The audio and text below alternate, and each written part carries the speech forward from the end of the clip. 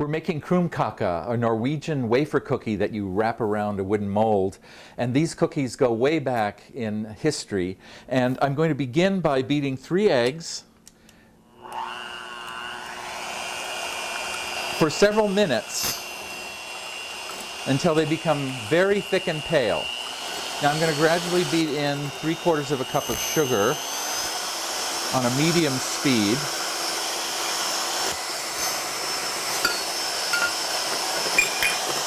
So I'm going to increase the speed now to high and then beat again for about 3 or 4 more minutes.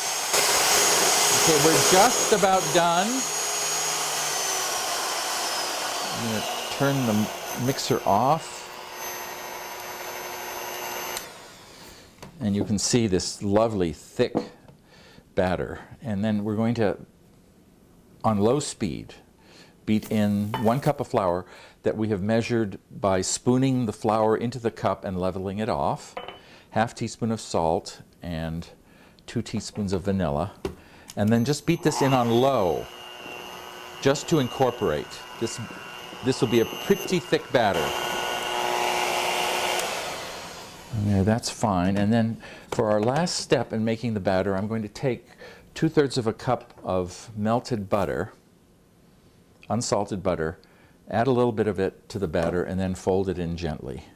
And make sure that the butter is tepid, not hot, because if it is hot, then the batter will be deflated.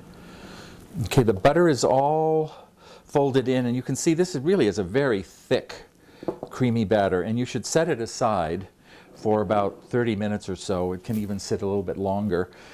And here's a batter that I made a little bit earlier. And as you can see, it's quite thick. It's way too thick to use for Krumkake.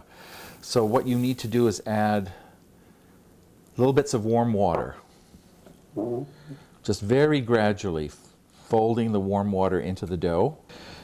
Now you don't want the batter too thin, because if it's too thin, then the Krumkake will be too delicate. And if they're too thick, then they'll just be too heavy. So this is kind of like getting the porridge for Goldilocks just right. This batter over time will get thicker. So keep some warm water handy and then just stir it into the batter as you need it.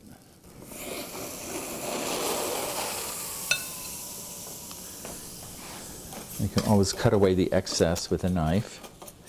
And make sure that you put your Krumkake iron onto a baking sheet with paper towels underneath it, because this gets very, very, very hot. 5, 6, 7, 8, 9, 10.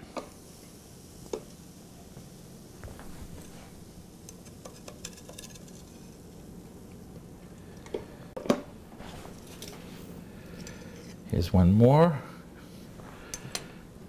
And just take this and roll it around.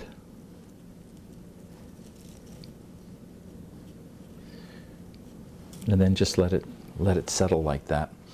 And the beautiful thing about these, they're very delicate. They're wonderful nibbles. They keep for a couple of weeks at room temperature in airtight containers between layers of paper. And to serve these, you would fill them with flavored whipped cream, rum flavor, or just sugar flavor. And also you could fold in some blueberries or raspberries, but don't do that until you're just ready to serve.